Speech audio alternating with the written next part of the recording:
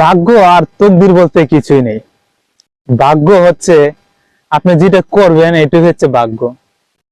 আর আপনার নসিবে ছিল, মানুষে বলে না নসিবে থাকে, এটা আসলে আপনি যেটা করবেন এটাই আপনার নসিব। আসলে নসিব আগে থেকে না, যেটা আপনি ঘটাবেন, যেটা আপনার সাথে ঘটবে এটাই হচ্ছে নসিব। আর তকদির আপনি যেটাকে নিজেকে যতটুকু ডেভেলপ করবেন এটাই আপনার তকদির, এছাড়া কিছুই না। আর হয়তো তকদির নসিবের দোহাই দিয়ে লাভ নেই।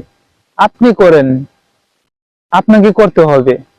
আর আপনার সাথে ঘটবে, আপনি ভুল সিদ্ধান্ত নেবেন, আপনার সাথে ঘটবেই, এটাই স্বাভাবিক। ধরেন একটা উদাহরণ দিয়ে বলি, তাহলে বুঝতে সহজ হবে।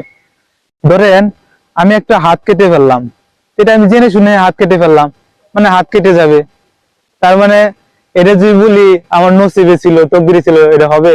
এটা যাই হোক, একবার কেটে দিলাম, এটা হয়তো আমার নসিবে ছিল। তখন বললাম কি আরেকবার ওই হাতটা কেটে দেখি হাত কাটে কিনা, তো ওই হাতটা কেটে ফেললাম। তাহলে এটা যদি আমি নসিবে দোষ দিই, দোহাই দিই, তাহলে হবে? ভাই, আপনি যেটাই করেন চিন্তা ভাবনা করে করেন, তাহলে আসলে আপনার তকদিরের দোহাই দিতে হবে না, আসলে আপনি সঠিক পন্থায় হাঁটতে পারেন।